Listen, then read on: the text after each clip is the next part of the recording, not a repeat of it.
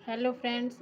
तो आज ये आदिकाल पे चौथा वीडियो है। इसके पहले के 3 वीडियो बन चुके हैं आदिकाल पे, और उसके पहले हिंदी काव्यशास्त्र, पाश्चात्य काव्यशास्त्र के भी वीडियो हमने प्ले लिस्ट में लगा दिए हैं। तो आज ये आदिकाल हम पढ़ेंगे, चौथा है क्लास। तो चलिए शुरू करते हैं। कीर्तता की भाषा को विद्यापति ने क्या कहा, तो अभट्ट का है। प्राकृत पेंगलम के टीकाकार वंशीधर हैं। विद्यापति द्वारा रचित ग्रंथ कीर्तिलता, कीर्ति पताका, भू प्रक्रमा, पुरुष परीक्षा, लिखनावली, विभागसार, शैव सर्वस्व सार, गंगा वाक्यावली, पदावली।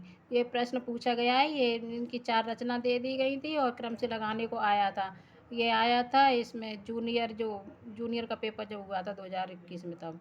मैथिली कोकिल कहलाते हैं विद्यापति। मैथिली कोकिल विद्यापति को कहा जाता है और इनका समय 1350 ईस्वी से 1460 ईस्वी के अनुमान है, निश्चित समय नहीं है। ये विद्यापति को मैथिली कोकिल कहा जाता है। हजारी प्रसाद द्विवेदी ने श्रृंगार रस का सिद्ध वाक्य कब किसे कहा है, तो विद्यापति को कहा है। विद्यापति के श्रृंगारिक पदों के संदर्भ में यह कथन किसका है? आध्यात्मिक रंग के चश्मे आजकल बहुत सस्ते हो गए हैं, इन्हें चढ़ाकर जैसे कुछ लोगों ने गीत गोविंद को आध्यात्मिक संकेत बताया है, वैसे ही विद्यापति के इन पदों को भी। तो आचार्य रामचंद्र शुक्ल का कथन है ये। विद्यापति को रहस्यवादी सर्वप्रथम किसने कहा, तो ग्रियर्सन ने कहा।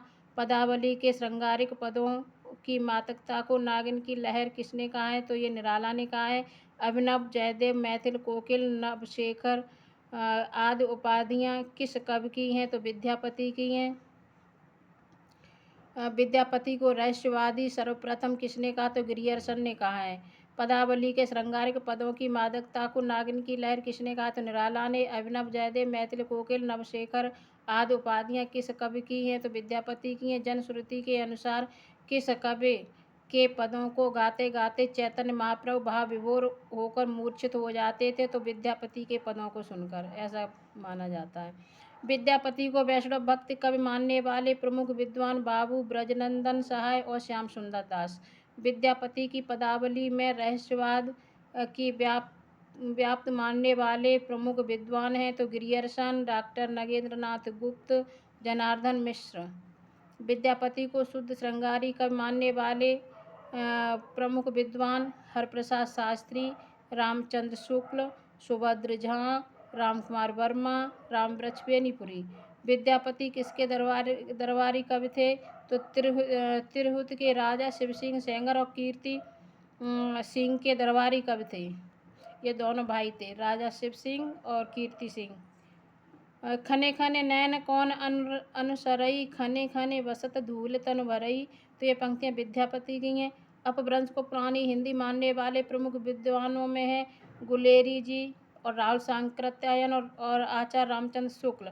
ये तीनों लोग अपभ्रंश को पुरानी हिंदी मानते हैं। अपभ्रंश हिंदी नहीं है, ये कौन कहता है, तो ये हजारी प्रसाद द्विवेदी कहते हैं कि अपभ्रंश हिंदी नहीं है। चूँकि व्याकरणिक दृष्टि से अपभ्रंश हिंदी से भिन्न है, इसलिए अपभ्रंश को हिंदी साहित्य के अंतर्गत हिंदी साहित्य के इतिहास में सम्मिलित नहीं किया जाना चाहिए। इस मत को मानने वाले रामविलास शर्मा हैं। गाथा को प्राकृत तथा दोहों को अपभ्रंश का मुख्य छंद किसने माना है, तो हजारी प्रसाद द्विवेदी ने माना है।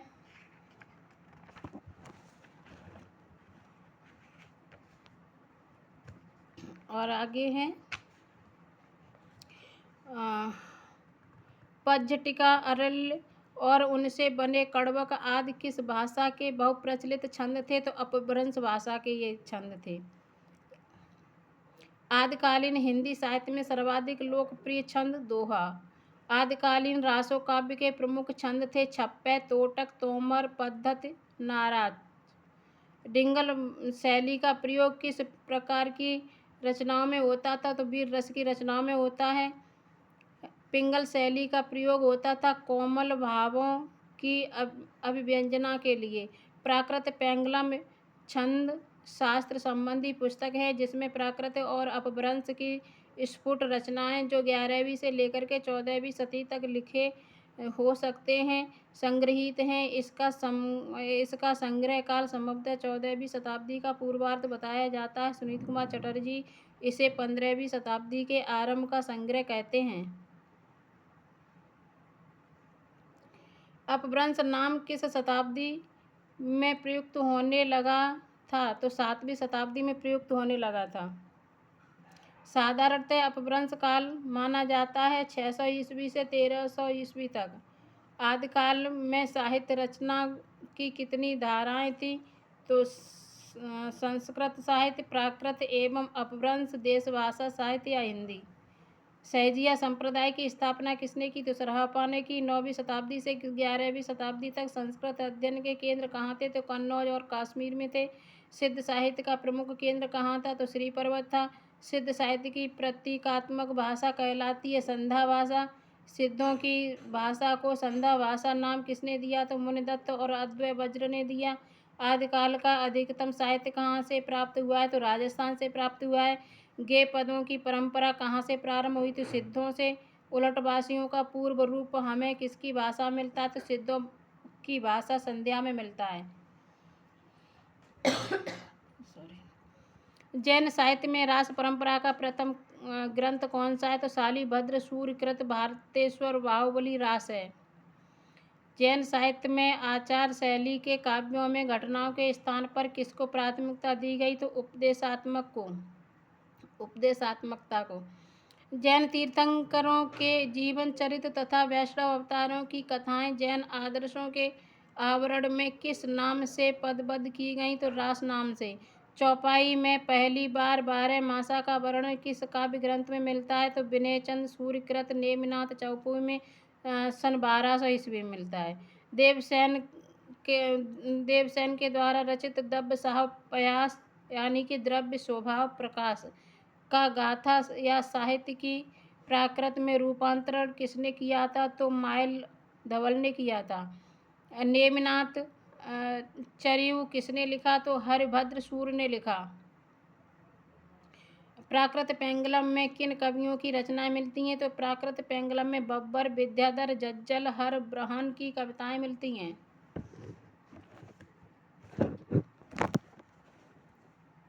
आगे है हिंदी का प्रथम ऐतिहासिक रास ग्रंथ कौन सा है? तो पंच पांडव चरित रास है।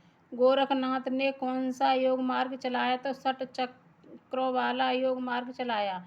सिद्ध सिद्धांत पद्धति ग्रंथ से संबंधित है। तो सिद्ध सिद्धांत पद्धति हठयोग से संबंधित है। आचार्य रामचंद्र शुक्ल के अनुसार चंद्रवरदाई का जन्म कहाँ हुआ था? तो चंद्रवरदाई का जन्म लाहौर में हुआ था। ये आचार्य रामचंद्र शुक्ल के अनुसार है। नरपत नाल कृत बीसलदेव रासो किस प्रकार का काव्य है? तो मुक्त गीत काव्य है। ये पूछा जाता है किस प्रकार का है? तो गीत काव्य है। स्वयंभूकृत पयुमचर्यु में किस कथा का वर्णन है? तो रामायण का वर्णन है। स्वयंभू अपभ्रंश के जैन कवियों में सर्वाधिक प्रसिद्ध कवि माने जाते हैं। इनके उपरांत अपभ्रंश के दूसरे उल्लेखनीय कवि हैं पुष्पदंत। अपभ्रंश का भवभूत किसे माना जाता है? तो पुष्पदंत को माना जाता है। डॉक्टर भोला शंकर व्यास ने पुष्पदंत की तुलना संस्कृत के किस कवि से करना समीचीन समझा है? तो माघ से। अपभ्रंश के फागु काव्य से आशय है वसंत ऋतु का काव्य। बौद्धों द्वारा रचित अपभ्रंश साहित्य कहलाता है सिद्ध साहित्य। आदिकाल में रचित साहित्य में कौन सा पक्ष लुप्त रहा? तो राष्ट्रीय चेतना। कैमास वध किस ग्रंथ की प्रमुख घटना है? तो पृथ्वी रासो की। आचार्य रामचंद्र शुक्ल के अनुसार वीर गीत के रूप में सबसे पुरानी पुस्तक विशलदेव रासो है।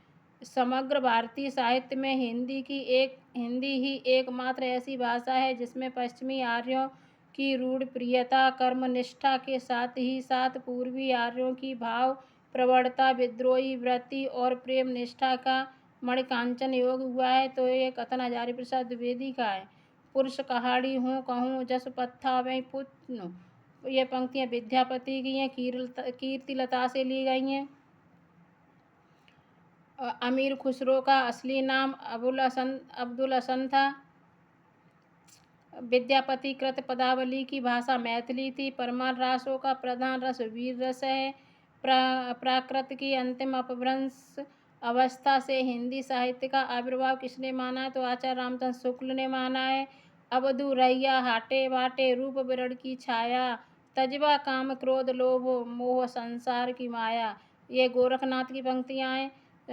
स्वामी तुम ही गुरु गोसाई, अम्मेह जो सब शब्द एक बूझबा निरारंभे चेला कूबड़ विद रहिए सतगुरु होई पुछया कहे।